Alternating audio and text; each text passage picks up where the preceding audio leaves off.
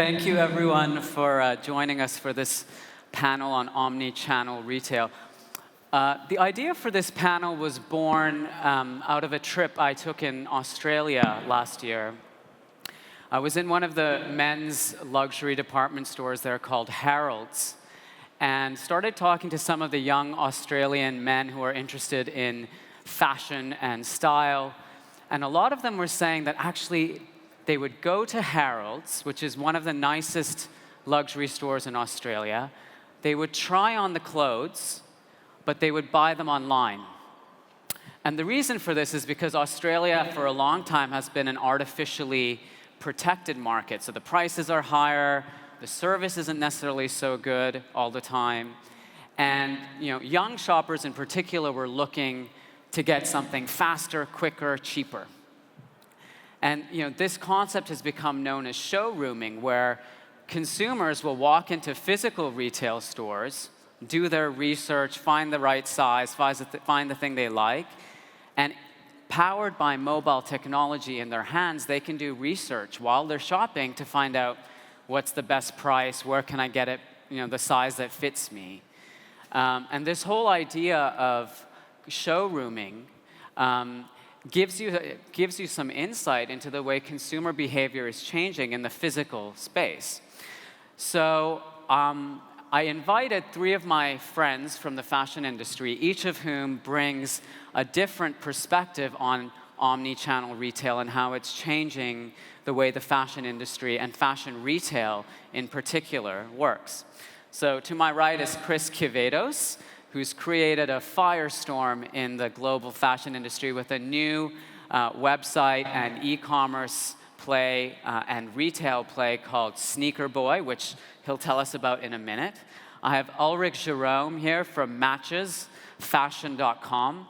Matches started as a series of boutiques in London, but recently, in recent years, has shifted its focus into the digital space with an e-commerce play that's rapidly growing.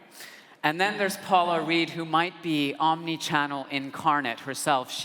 Paula comes from an editorial background. She worked at such esteemed titles as Grazia UK, but then also worked in physical retail at Harvey Nichols and has recently joined as the creative director of the Munich-based e-commerce retailer MyTheresa.com. So with the combined expertise of this panel, I wanted to get a sense of how we might start thinking about how omni-channel retail is going to change the way both we do business and the way consumers are shopping. And really, it's about the convergence of 3 forces. It's the convergence of e-commerce, mobile technology, and physical retail to create a new kind of interaction for the consumer. And I thought we would start today with Chris, because Chris, as I mentioned, launched this really interesting concept called Sneakerboy. And Chris, I was wondering if you just tell us quickly, how did you first come across or come up with the idea to launch Sneakerboy? And just tell everyone here in the room a little bit about the Sneakerboy concept. Okay, thanks. Thanks, Imran. So 13 months ago, my partners and I sat down to start a new retail business. We all come from retail backgrounds. We sat down and what we thought was that there was a change in the luxury market. There was an emerging new luxury market, which is sort of triggered by the rise of the East.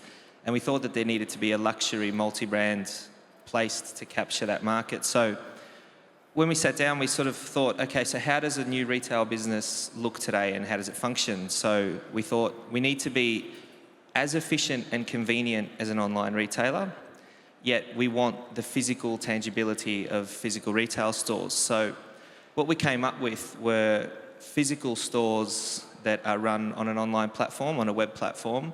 The stores have the mantra who said you can't walk into an online store. So our customers come into the stores, as they do in any other store. It's full of product. They can shop through the store, they can pick something up, try it on, talk to a staff member. They order it online and it's delivered to them within 3 to 5 days from Hong Kong. And Chris, so just to repeat that really clearly, there's a physical space where you can see and try on sneakers. you can place the order in the store, but it's delivered to you afterwards. Yeah, from Hong Kong. So no, the stores don't have any fixed point of sale. There's no inventory kept in the stores. There's only try on. So what we sort of thought was real estate is quite expensive in the areas that we need to be. So what we've managed to do is our Melbourne store is 80 square meters, of which we use 77 for retail floor space. We don't use any storage. I mean, we looked at what's the purpose of a physical retail store. It's there for experience, people to experience your brand, and for tangibility, it's there for people to experience product, to shop socially, things you can't do online. There are certain elements of physical retail that the efficiencies and convenience we don't believe can really change, which is the social element to shopping, the touching, feeling, trying, talking to somebody about what you're buying. Yet, as you mentioned, people will shop for the best deal, want to come into your store, try it on and buy somewhere else. So now we've given them the option to come in, try it on, and buy it from us online. And Chris, just tell us very quickly, you've been open for only like 6 months now. Yeah, the first store opened in September. What's been the reaction? Give us a sense of like how consumers are responding to this kind of retail model. Well, we went through the process of planning this. We got right up to the point of the Melbourne store opening. There were, all the seats set up with iPads everywhere, and we had the mobile apps ready to go. So our staff are armed with mobile point of sale that runs off an iPod. The doors were about to open, we thought, oh no. We expect people to come in, download an app, use that app to scan a product, try it on, purchase it using a password on an app, and it would be delivered to them from some place in a foreign country. Yeah. But it's been incredible. We've actually been amazed by the acceptance of the model. Obviously, we had some reservations about it.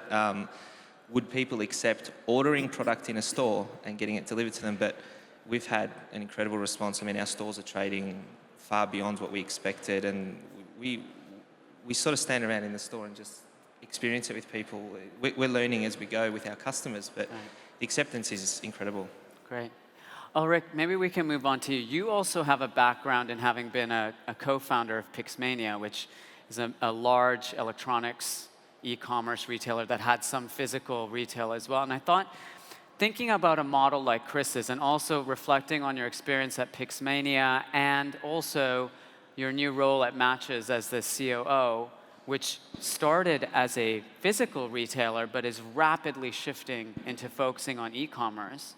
First of all, why did Matches decide to make that strategic shift from being a boutique business in London to being a global e-commerce business? And second, what do you think are the key characteristics for nailing omni-channel right now? Because a lot of people are talking about it, but what do you need to get right in order to make it work? Well, so two small questions. I only ask big questions. So to the first one, it's I think at the end of the day, it's what customer wants, and it's all about the customer. Matchesfashion.com is a brand, a 25 years old brand, who actually started with one single shop in the neighborhood of Wimbledon in London, and they basically became like an institution in London, very well known for the selection of the products, the high selection, the very curated products. And the customers that we were having in the stores were global customers coming from around the world, going into the shops. So now there's 8 Matchesfashion.com stores. And basically it was the natural ability for us to serve that global customer. So this is where it came from. So I think initially in 2006, when the Matchesfashion.com website started to go live, it was just a marketing opportunity. Right. And then it started to pick up. And I think the two founders of Matchesfashion.com realized that the business was going to live a second life with the online presence. So it really started from the customer angle, up to a point where the store were named Matches up to May, June this year. And we agreed together with the initial founders to rename completely the storefront and put the brand Matchesfashion.com everywhere. Because every time we were talking to the customer and we were saying Matches, it was a missed opportunity to communicate on a global scale. So now we are not afraid at all to say to our customers and put it on the window shop, Matchesfashion.com. So what we've put in terms of exactly what it translates in terms of the operation is that now we are basically saying to all our customers, all our sales consultants have iPad in the store, and because we are limited by the space, by the physical space in the store, so all sales consultants have the ability to show more than 40,000 products, which obviously are not all in stores, and that can be delivered, shipped to anywhere, obviously, where the customer lives.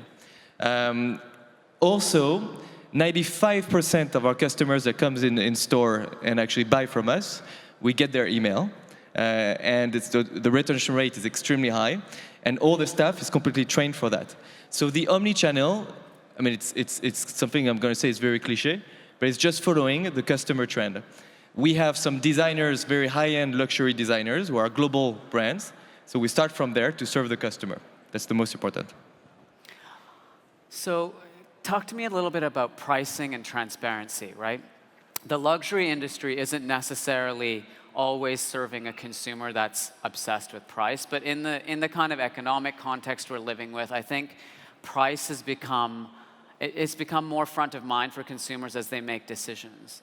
As Matches thinks about its pricing strategy, and living in a world where prices are completely transparent now, I can see how much the same garment will cost me from a retailer in Hong Kong, a retailer in Europe, or a retailer in America. And it's funny, if you look at the price differences between those different geographies, they're quite stark.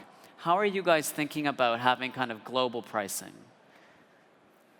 Okay, you didn't warn me about that question. Okay, I come from a world where it was a lot more competitive, okay, where our main competitor was Amazon, and I couldn't sleep at night, as you can all imagine.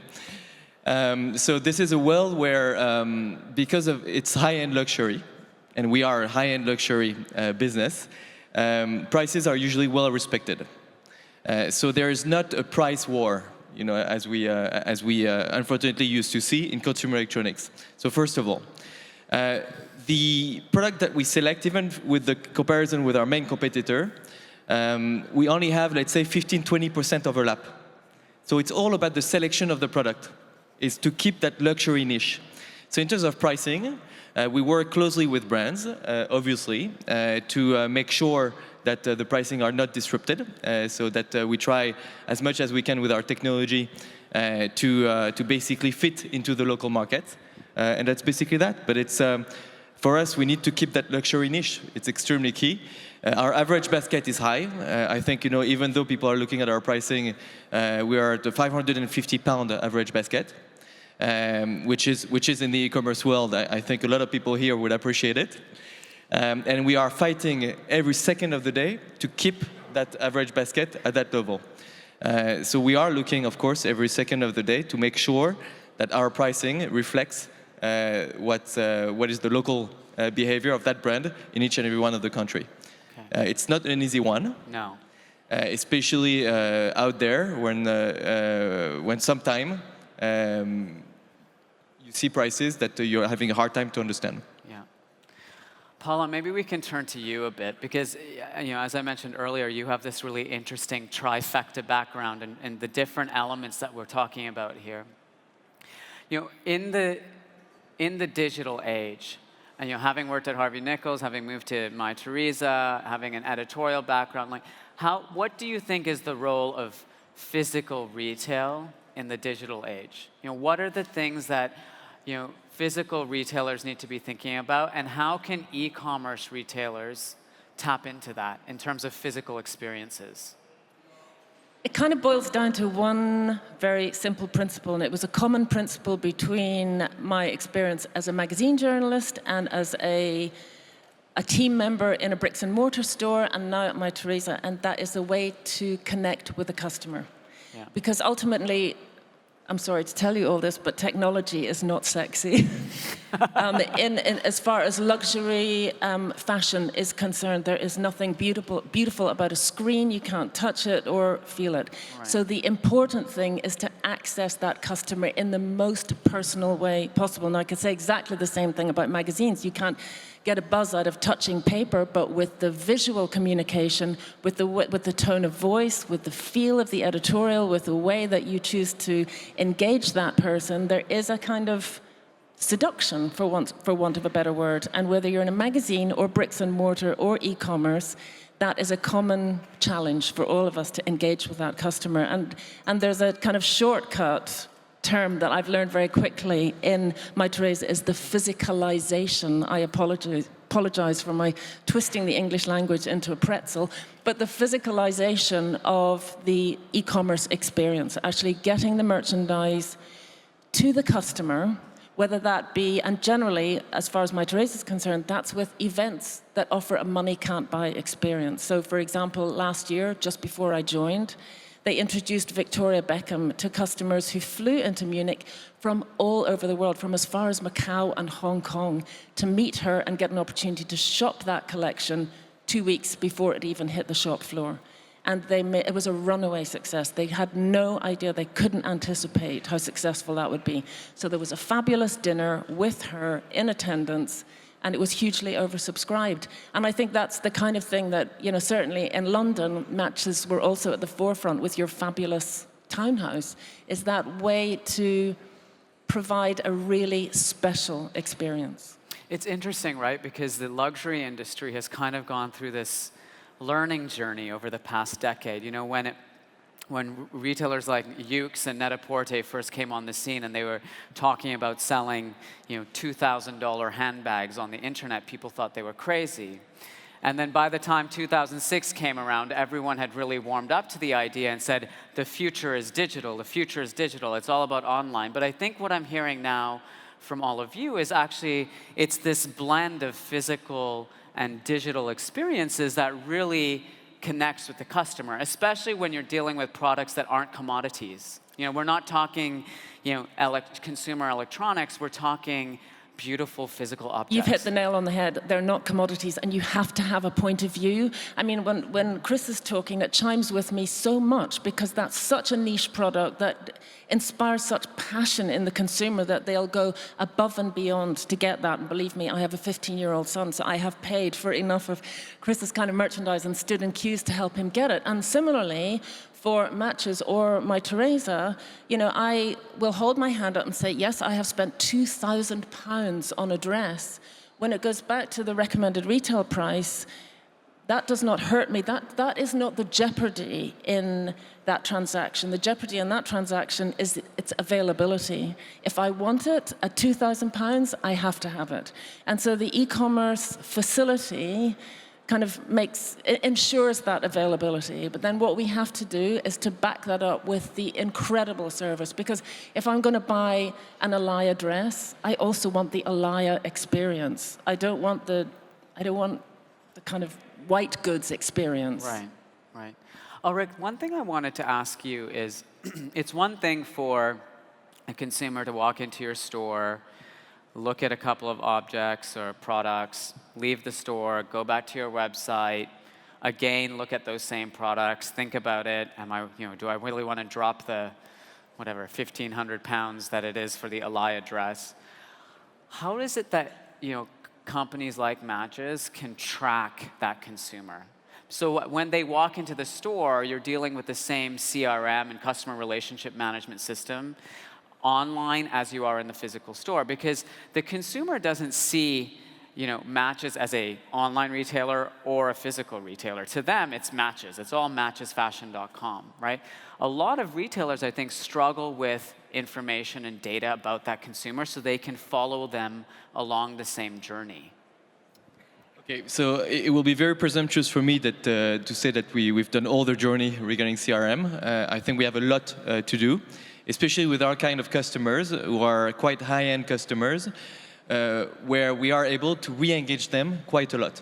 So for instance, if we look at what we're doing with our customers today, we have a re-engagement rate over a 12-month period. So if one person have purchased at least once over 12 months, he actually repurchased more than 45% of the time. So it's quite good also, and so we work a lot on that re-engagement piece. The thing is, how do we do it? First, when we changed the name to Matchesfashion.com, that was the first thing. So that everybody understands that we connect the dots. So we connect the journey, so the online and the physical stores. After that, it's also about how to gather the information from the customer in the store. So the email address is super key. And I think that the customer understands that because we are extremely selective in our selection, that we interest them a lot with the creation of our products, that they are eager to provide us that information with.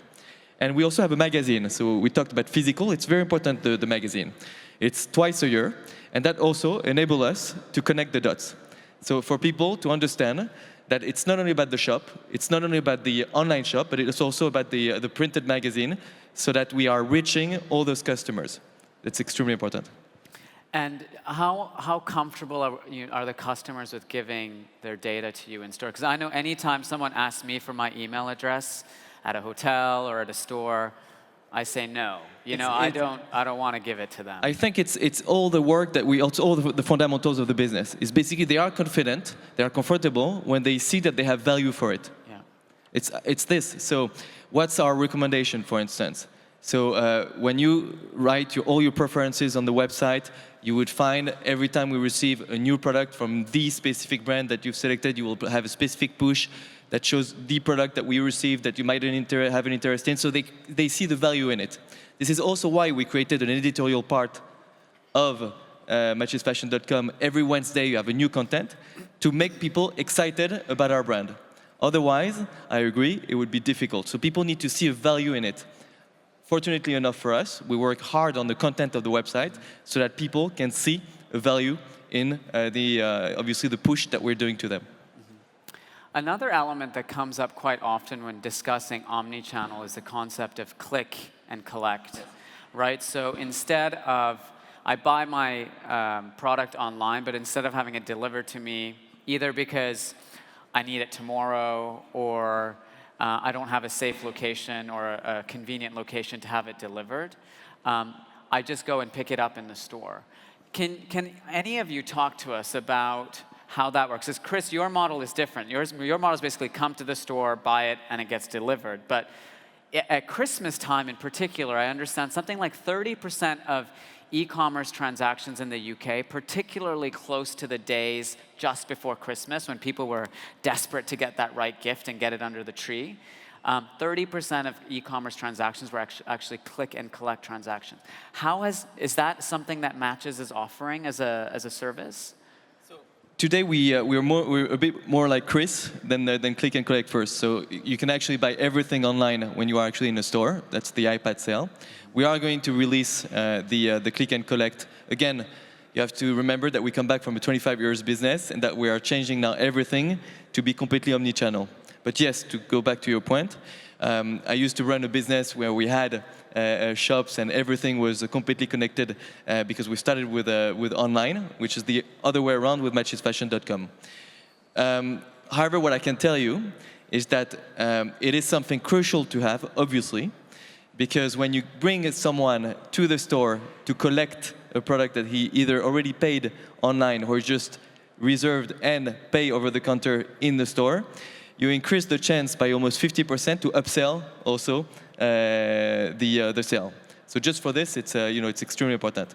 What we've done to compensate the gap is that we offer the same-day delivery service for London, where our shops are today, with an afternoon and an evening delivery, which helps. But you'll see very soon the click and collect in our store.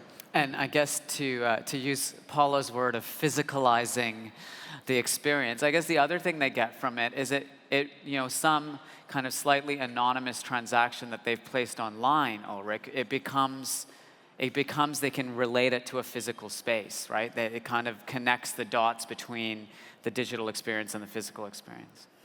One thing that I would like to add, because it's just the reality of the business for people to understand also.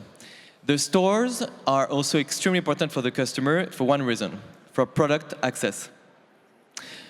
Some brands in our luxury world are very protective. Some brands are, you can only get access to them. Those brands will remain unnamed, right? Unnamed. Totally unnamed. Oh, go on, Ulric. Spill the beans. By the stores, through the stores.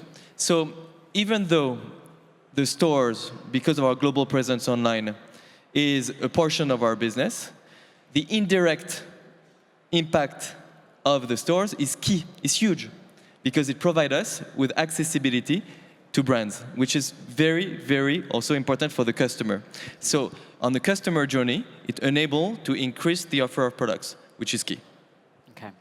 The last thing I wanted to touch upon before we open up to some questions from the audience is the power of mobile, and something we haven't really talked about. But Chris, maybe we should start with you, because the idea of mobile technology and having all of that information in the palm of your hand is super important, right?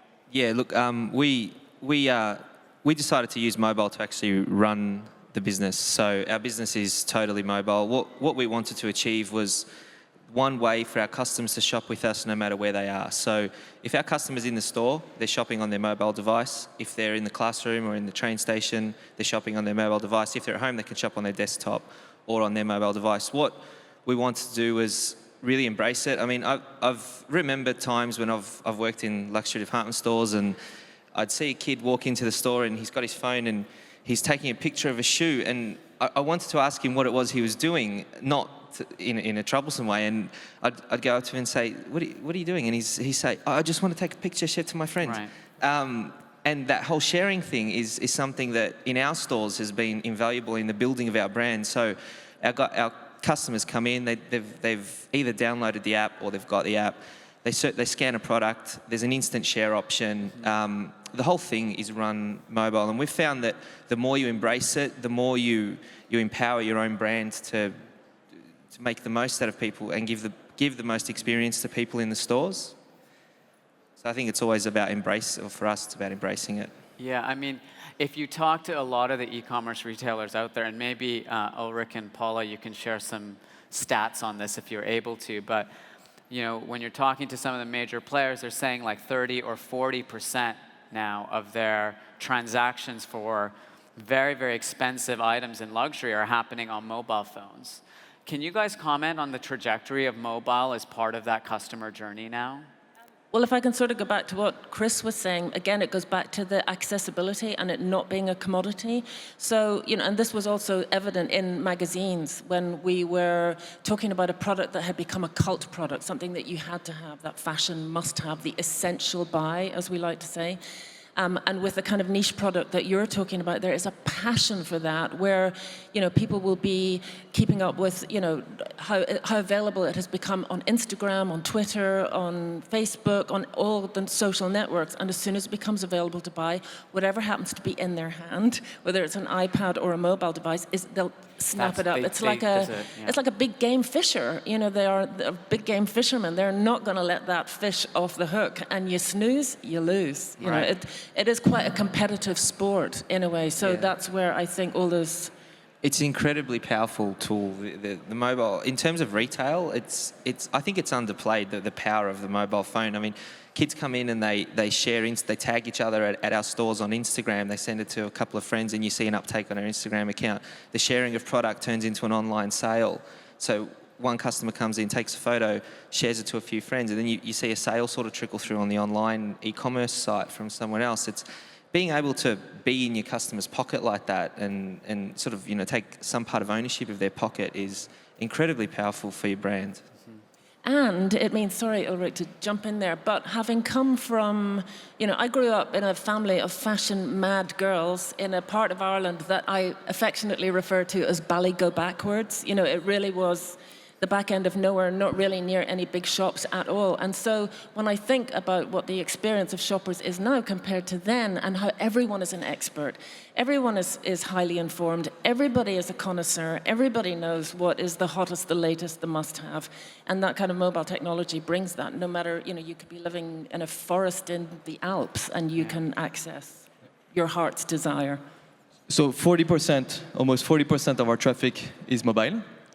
Which is a combination of tablets and smartphones, half tablets, half smartphones. Unfortunately, all the studies combine mobile with those two devices, which for me, I would love to have studies just only on smartphones. Anyway, so 40% of our business, and it's about 30%. It's about 40% of our traffic, and it's about 30% of our sales comes from mobile devices. And to tell you the truth, until last week, I don't even know how people were buying on their smartphones on Matchesfashion. We actually now launched the optimized version of the site, which is now great. So I encourage everybody to go and shop on the website.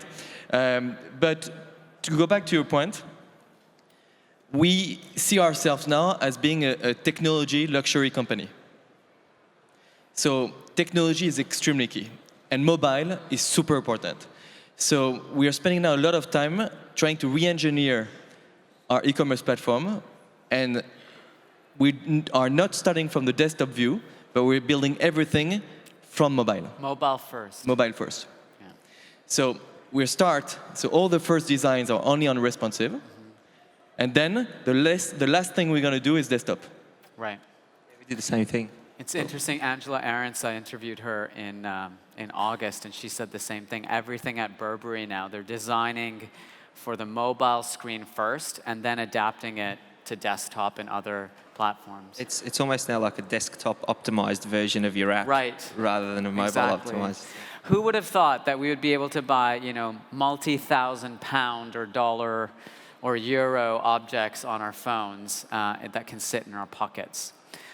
Thanks to all of you. I thought we would open it up to a few questions, as these guys have raised some very interesting points, and I'm sure there are some questions in the audience. So if someone, there's one right here in the front.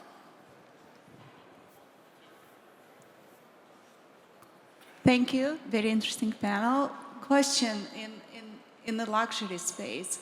We see certain trends related to shared economy in companies like Run the Runway, where people run luxury, expensive items. So are you guys looking at that trend and seeing if that's a potential new line of services that you're thinking of providing? Are you all familiar with Rent the Runway? So basically, Rent the Runway allows you to rent a dress for 3 days or a week, wear it, and then return it instead of having to buy the whole object. Is that something you guys have ever looked at or thought about? It's a bit hard in footwear. Hard for sneakers. You get people walking around with plastic wrapped shoes, from Sneakerboy. No, do you know what? I'm interested in it. I've looked at it in the previous company I worked. We did look at it for one of the regional stores, actually, to see if that was a kind of additional service that we could add, but we never really investigated it properly.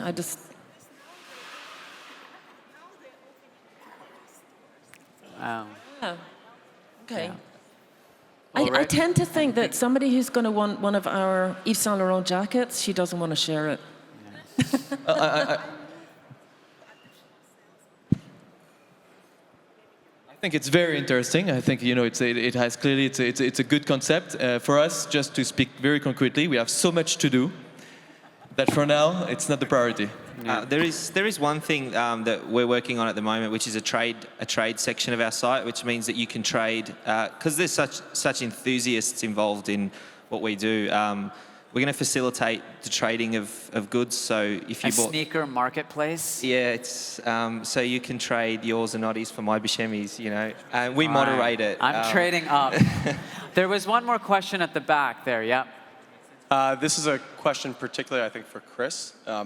Would you ever consider doing any versioning within your product offering, I guess, insofar as for the people for whom instant gratification is super important, keeping some inventory, maybe not on site, but in Melbourne or in the respective cities, maybe in less expensive retail areas, or just a small satellite warehouse, such as, to be able to give them the product same day or within the hour and have them pay a surcharge premium to them?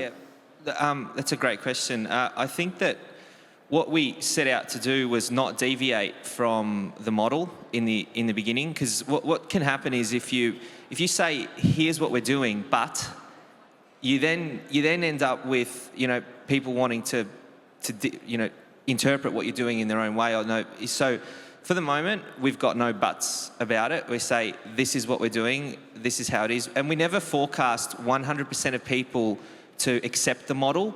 We forecast that more people would accept the model than people we wouldn't be able to service because of limited inventory, because of inventory inefficiency, which is something retailers don't often talk about, which is inventory in places where you don't need it when you need it in other spots. So we've got a centralized inventory, which means that we don't have stock where we don't need it.